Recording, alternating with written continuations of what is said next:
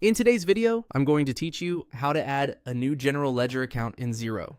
A clean, well-structured chart of accounts makes coding transactions faster and your reports more accurate. I'll walk you through creating a new account from start to finish and share a few practical tips along the way so you can keep everything consistent. Start on your Xero dashboard. Open the main navigation and click Accounting. This brings up the core accounting options you use every day. From there, choose Chart of Accounts to view your list of existing accounts. Think of this page as the master index for how your financial data is categorized. To create a new entry, click Add Account. This opens a form where you'll define exactly how the account behaves and appears in your reports. First, select the account type. This choice determines where the account sits on your financial statements and how it's used. Pick the type that best matches the purpose of the account you're adding. For example, choose an asset for things your business owns, a liability for amounts owed, equity for owner's interest, revenue for income, and expense for day-to-day costs. If you're unsure, align it with similar accounts already in your chart, or follow your organization's accounting policy.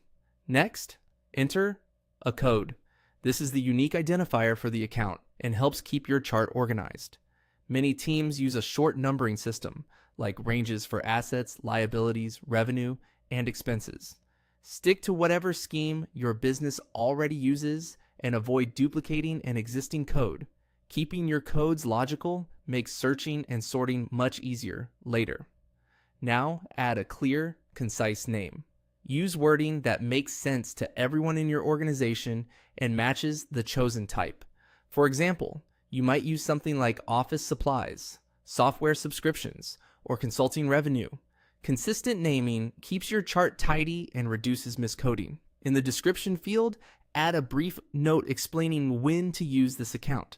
A good description can prevent confusion, especially for teammates who are new to your chart of accounts.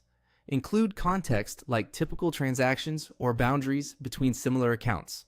When everything looks good, click Save. Your new account is instantly added to the chart and will be available in transaction dropdowns and reports. That's it. You opened the accounting menu, went into the chart of accounts, added a new account, chose the correct type, set a unique code, gave it a clear name, added a helpful description, and saved your changes. Keep your naming and coding consistent, and you'll find it much easier to maintain accurate books and produce reliable reports.